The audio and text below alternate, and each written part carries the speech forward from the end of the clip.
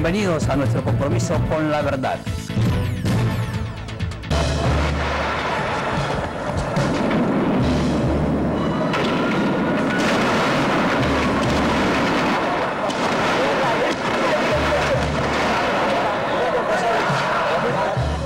Esas acciones de las fuerzas militares durante la retoma del Palacio de Justicia, en la que hubo fuego indiscriminado, no obstante al conocimiento de que habían civiles, hizo acreedor a Colombia a la condena por parte de la Corte Interamericana de Derechos Humanos por la actuación de la fuerza pública en la retoma del Palacio. Personal que se encontraba al interior del mismo fueron ejecutados y sus cuerpos desaparecidos posteriormente. Este es el tema de mayor importancia hoy en Colombia.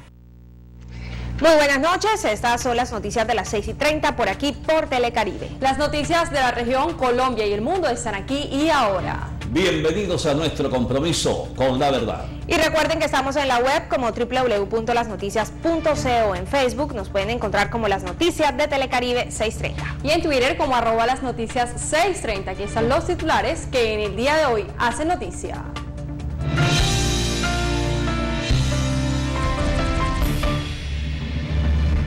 Condenada Colombia por holocausto del Palacio de Justicia. ¿Sabe usted qué implicaciones tiene una condena de la Corte Interamericana de Derechos Humanos y cuántas veces ha sido Colombia condenada?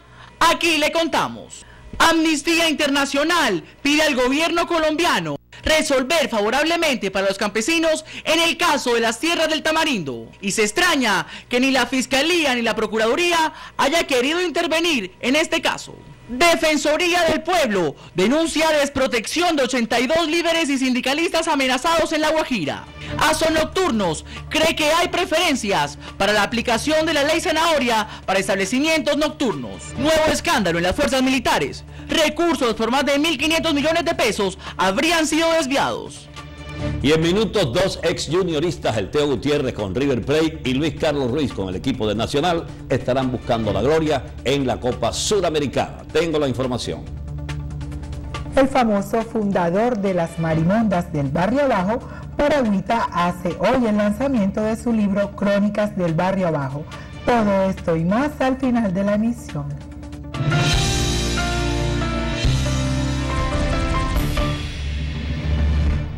Muchísima atención, la noticia más importante del día en el país es la condena de la Corte Interamericana de Derechos Humanos a Colombia por la desaparición de 11 personas de la retoma del Palacio de Justicia.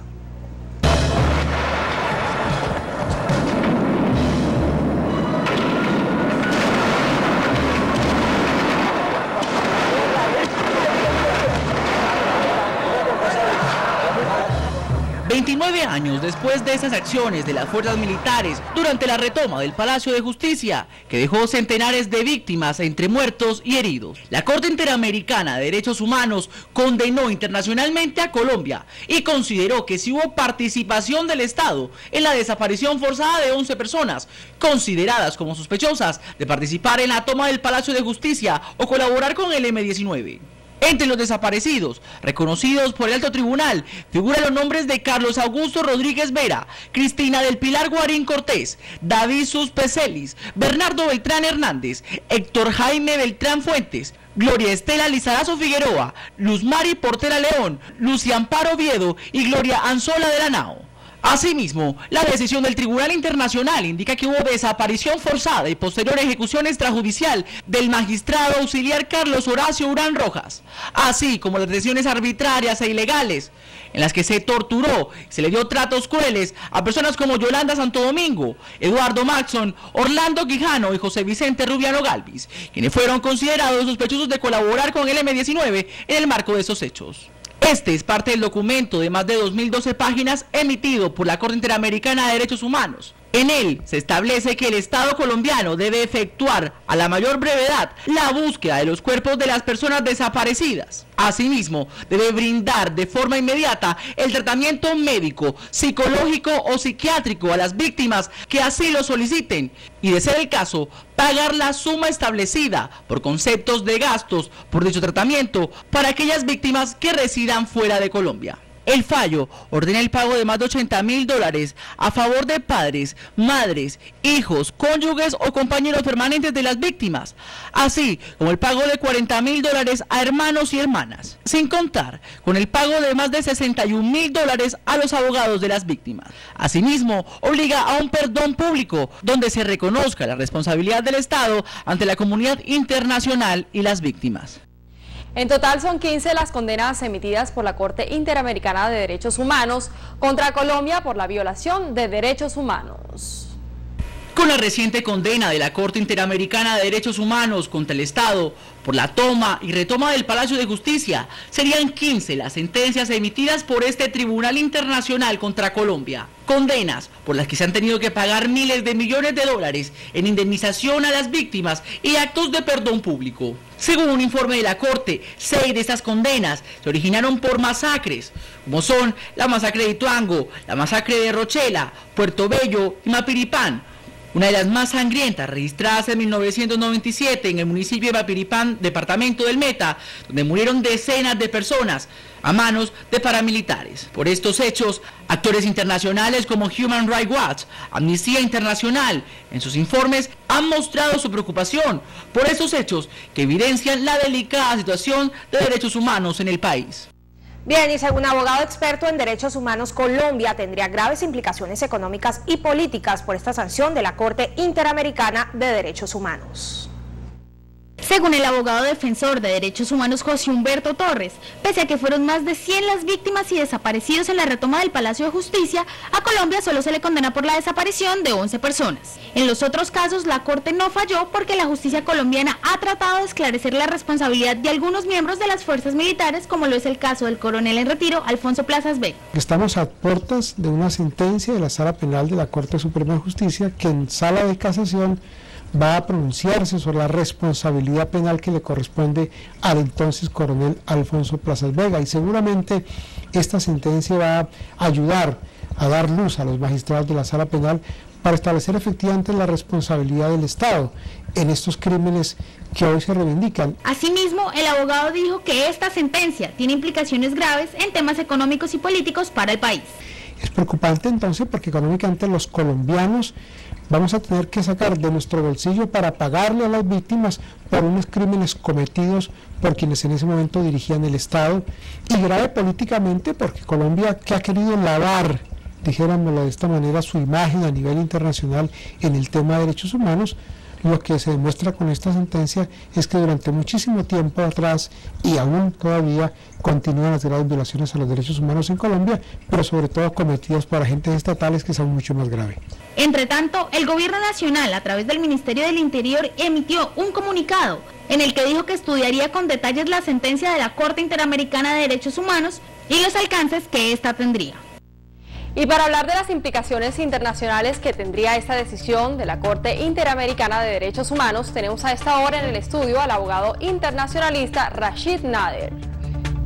Muchísimas gracias, Carola. Retomando la noticia más importante en el país, la decisión de la Corte Interamericana de Derechos Humanos condenando a Colombia por el holocausto del Palacio de Justicia. Se encuentra con nosotros el especialista politólogo Rashid Nader, quien nos acompañará para analizar este tema. Doctor Nader, ¿qué implicaciones internacionales tiene esta condena? Bueno, este es un fallo proferido por un tribunal internacional de obligatorio cumplimiento. Cabe recordar que las sentencias de la Corte Interamericana de Derechos Humanos deben ser acatadas inmediatamente por los estados, y hasta tanto no se cumplan, no se cerrará el expediente de acuerdo con lo que establece el mismo fallo. Este fallo no es similar a las medidas cautelares que se han proferido por la Comisión Interamericana de Derechos Humanos, que es un órgano que hace solamente recomendaciones. La Corte hace verdaderas condenas, pero no frente a individuos en particular, sino respecto de estados en concreto, en este caso el Estado colombiano. Y el fallo podríamos analizar los efectos desde dos ópticas, una óptica jurídica y una óptica política. Jurídicamente, el fallo condena al Estado a pagar unas indemnizaciones, a realizar una serie de obras como documentales, como monumentos, que llevan a la satisfacción de los familiares de las víctimas, de los desaparecidos y los torturados, así como de los ejecutados extrajudicialmente según el mismo sentir del fallo. Y políticamente tiene un efecto nocivo para el país, porque nuevamente coloca a Colombia como un país que de una u otra manera ha incurrido de manera recurrente en violaciones a los derechos humanos, y eso, por supuesto, obliga al gobierno nacional a establecer políticas públicas que prevengan la violación de los derechos humanos y eviten al Estado este tipo de condenas. No en vano, sabemos que existen actualmente 2 altos militares condenados por este fallo, pero que de una u otra forma no responden ni satisfacen la totalidad del dolor que se le ha causado a los familiares de la víctima por la retoma al Palacio por parte del gobierno nacional. Doctor Nader, cuéntenos cuántos fallos condenatorios ha tenido Colombia por parte de la Corte Interamericana de Derechos Humanos. Sí, ya sobrepasan más de 10 fallos, estamos en la suma casi de 15 fallos desde que Colombia hizo parte de la Convención Interamericana de Derechos Humanos del Pacto de San José, y que por supuesto, al ser parte de esta convención, ya se genera un reto para la justicia colombiana, que frente a la mora, a la tardanza que tiene al momento de encontrar a los responsables de este tipo de violaciones, ya es hora de que se establezca una política de Estado que haga la rama judicial mucho más eficaz, mucho más eficiente, y que de una u otra manera se lleve a tener una justicia no solamente verdadera, sino una justicia pronta, porque lo que tenemos en este caso es que la impunidad impera, y de una manera casi que retardada, con cualquier tipo de vicios de inconstitucionalidad, no se ha impartido una justicia como lo merecen los familiares de las víctimas. Bueno, muchísimas gracias al doctor Nader por analizar este tema tan importante, la noticia más importante en el país, la condena de la Corte Interamericana de los Derechos Humanos a Colombia por el holocausto del Palacio de Justicia. Continúen mis compañeras con más información. Así es, gracias a Teana y gracias también al señor Rashid Nader por estar con nosotros aquí en las noticias. Y un nuevo escándalo afrontan las fuerzas militares de Colombia, esta vez por la existencia de una supuesta red de corrupción y posibles desvíos de 1.500 millones de pesos. La Fiscalía General de la Nación ya confirmó el inicio de una investigación preliminar.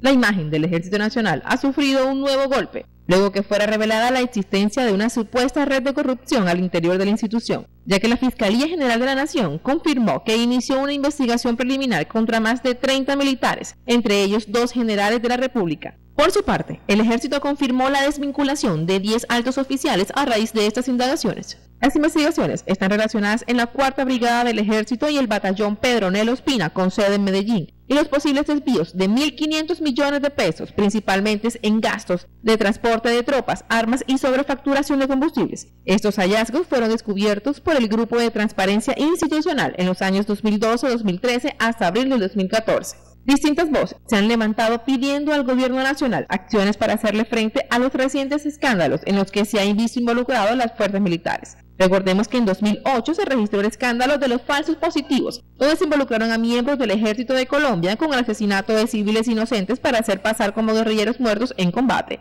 Acción que dio paso a que en febrero del 2014 se presentara ante el Estado denuncias de corrupción e interceptaciones ilegales a los negociadores de paz del gobierno nacional con parte del Ejército. Teniendo en cuenta todos estos antecedentes, se espera que el gobierno defina el destino de las fuerzas militares en Colombia. Daniela Molina en las noticias, un compromiso con la verdad. Cámbiate al internet de DirecTV con la calidad y estabilidad que tú te mereces. Pide ya DirecTV Total Televisión más Internet. Llama ya al numeral 332. DirecTV te cambia la vida. Bien, Lili, con esta información nosotras hacemos una pausa comercial aquí en las noticias. Así es, Caro y televidentes, primera pausa y en breve retornamos con mucho más. Ya volvemos.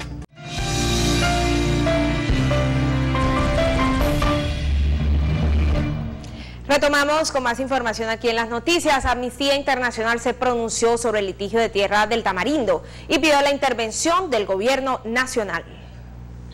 Amnistía Internacional, movimiento que defiende los derechos humanos en 150 países del mundo, en su reciente informe solicitó al gobierno nacional intervenir en el caso del predio del Tamarindo y se extrañó que ninguna de las autoridades ni entes encargados de velar por los derechos humanos en la región se hayan pronunciado en este caso. Según Luis Escorcia, abogado de los campesinos asentados en el predio del Tamarindo, la situación es tan grave que existirían confabulaciones con grupos al margen de la ley para sacarlos. Parece que el poder político de la clase dominante aquí en el Atlántico y en Barranquilla y algunas mezclas con grupos alzados en armas como paramilitares, porque han ocurrido inclusiones paramilitares en el predio del Tamarindo, son más fuertes que los derechos fundamentales de este Estado Social de Derecho. Por su parte, defensores de derechos humanos denunciaron además la existencia de intereses de poderosos para adueñarse de estas tierras. Lo que uno ha logrado evidenciar como organización de derechos humanos en el acompañamiento es que los intereses de las familias poderosas que quieren a toda costa esta tierra los lleva a permanecer en el territorio con agentes armados, como también con agentes de seguridad privada, quienes se encargan de todo el tema de hostigamiento, amenazas y persecuciones a los líderes. Según el abogado y los defensores, mientras el gobierno acata el llamado e interviene en el caso, muchos de estos campesinos aún se encuentran en las más indignas condiciones fuera de sus tierras.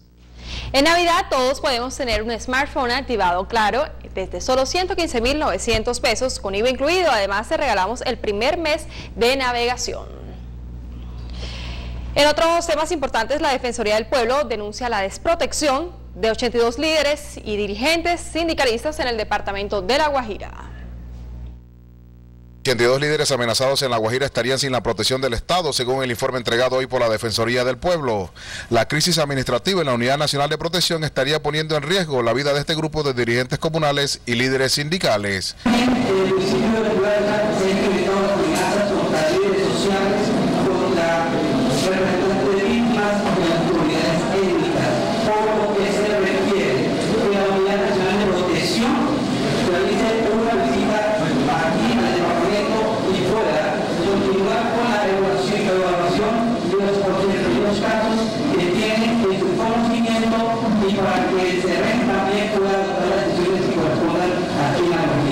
El informe de alertas tempranas también confirma que se han disparado los casos de reclutamiento forzado de menores en todo el departamento de La Guajira. La información desde Riohacha, con Yuri Reales Magdaniel, las noticias, un compromiso con la verdad. Y a donde vayas siempre hay un Bancolombia a la mano, corresponsal bancario para pagar tus facturas, consignar y retirar. Encuéntralo en la aplicación de tu teléfono inteligente como buscador de puntos de atención o en bancolombia.com. Hacemos que veas la vida mucho más fácil. Bancolombia, le estamos poniendo el alma. Muy bien, es el momento de hacer entonces, Caro y televidentes, una nueva pausa aquí en las noticias. Así es, Lilian, regreso mucho más de nuestro compromiso con la verdad.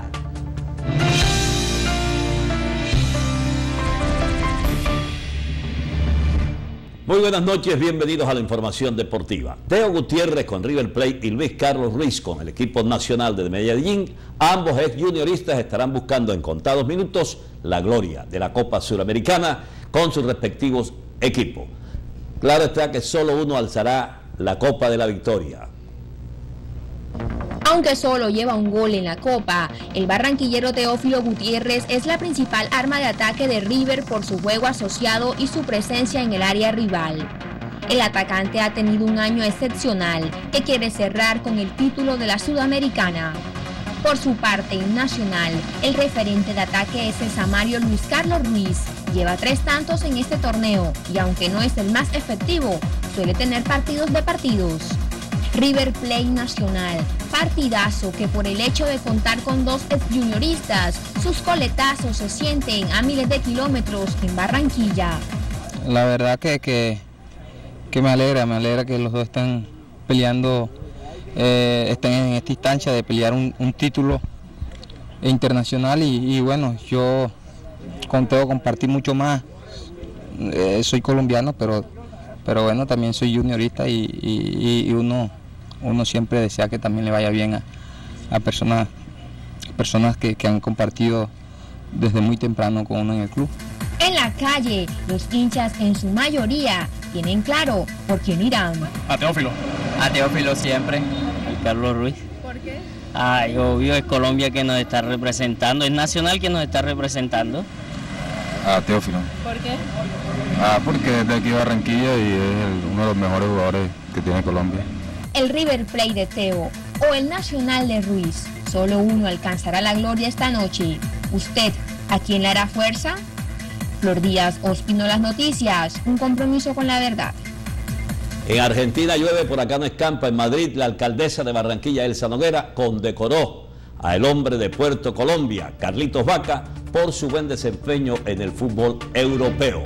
Al que Dios se la dio, San Pedro se la bendiga.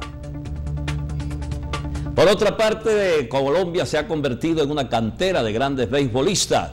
Firmado para las Grandes Ligas, Efraín Niño, con solo 16 años ya firmó con los Rojos de Cincinnati. Tiene apenas 18 años, pero sus 1,95 de estatura, 78 kilos de peso y su derecha, con lanzamientos de hasta 90 millas por hora, le bastaron a Jeffrey Niño Gallego para que la organización Rojos de Cincinnati fijara sus ojos en él, convirtiéndose de paso en el primer pelotero de la cantera de la Universidad Autónoma del Caribe en firmar contrato con un equipo de Grandes Ligas. Para mí es un orgullo pertenecer a esta prestigiosa organización, ya que tuvo la confianza y pues confió en mi talento, en mi desempeño, en cómo yo me envolvía como jugador de béisbol, y para mí es un orgullo y para mi familia mucho más. Desde su infancia se ha destacado por sus condiciones técnicas para trabajar en el montículo. Jeffrey Niño es un lanzador, digamos, agresivo al momento de lanzar, utiliza mucho lo que es la recta, lo que es la curva, y pues es conocido también por largos innings lanzados. Y es que además de figurar en la loma, Niño también saca tiempo para cursar segundo semestre de Comunicación Social y Periodismo. Jeffrey envía un mensaje a quienes, como él, aspiran algún día llegar a Grandes Ligas. Mucho sacrificio, dedicación a este deporte que es muy lindo, que trae buenas recompensas, y pues que no dejen al lado del estudio por el deporte cuando se pueda hacer las dos. El barranquillero deberá reportarse en República Dominicana a comienzos del 2015, donde dará sus primeros pasos como beisbolista profesional. Flor Díaz, Ospino Las Noticias, un compromiso con la verdad. Qué bien, en los deportes estaba Marcos Pérez. Y a continuación las noticias del entretenimiento con nuestra compañera Linda Yepes.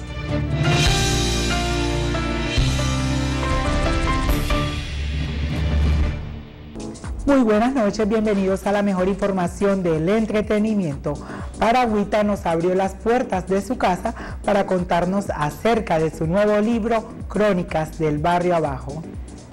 Crónicas del Barrio Abajo se titula el libro escrito por César Morales, mejor conocido como Paragüita, un referente en la cultura barranquillera. Estos escritos plasman historias y vivencias contadas siempre con el toque de humor que caracteriza a este personaje. De todas mis vivencias que pasé en mi barrio abajo, en la calle Medellín, entre Herrera y Aduana, todas esas vivencias con todos esos personajes, todas esas situaciones que se presentaron, que fueron parte de mi infancia y de mi juventud.